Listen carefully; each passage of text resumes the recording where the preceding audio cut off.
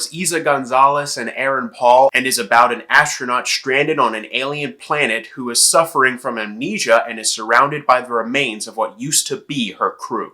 I knew relatively nothing going into this film. I knew the two main leads and I knew relatively the genre of what the movie was going for, but overall, I went into this movie completely blind and honestly, it really surprised me. This is a very good, very interesting film. The thing that comes to mind whenever I imagine this film is just the vibe it gave off. This film has so much atmosphere. It's directed by Flying Lotus, who is a music producer behind a lot of music where you kind of just feel the vibe. There's no real story to a lot of his music, but it's not really meant to have a story. It's just sort of meant to have an emotion to it. And that's really what this film gets across. It gets across an emotion, and that is terror and awe. Everything from the visuals of the film having a lot of reds and blues throughout the color palette, to the music, which is also done by Flying Lotus, and even its more surreal elements like the flashbacks the main character will sometimes get trying to remember what happened to her. The film is less of a jump scare horror film, which, don't get me wrong, there are jump scares in this film, but not nearly as many as you may think,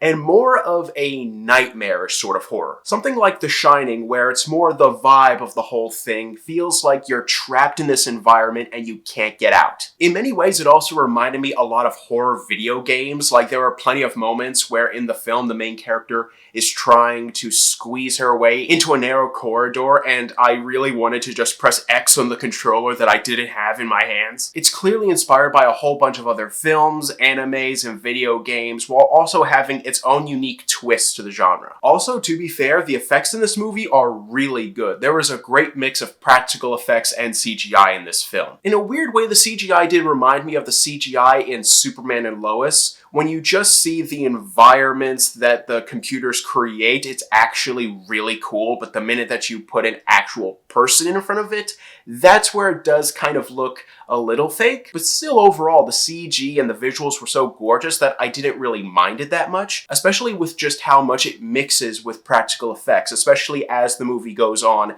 and it just gets more horrifying the more you get to the ending. Seriously, the big climax of this film really did have me in my seat saying, nope.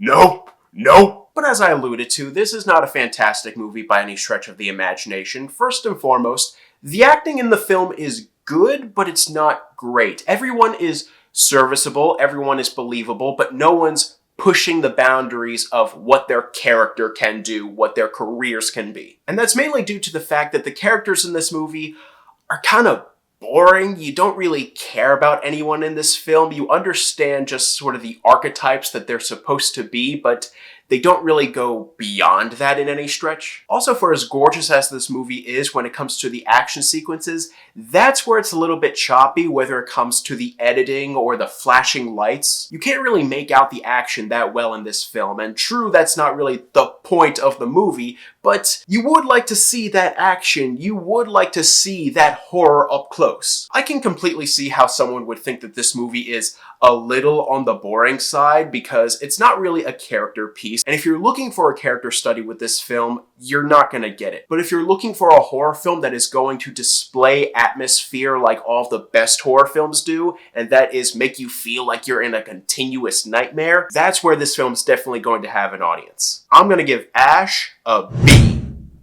Thank you guys so much for watching. You guys are the best, and don't forget to click subscribe and click the bell icon down below to stay up to date on all things movie, all things TV, all things nerd.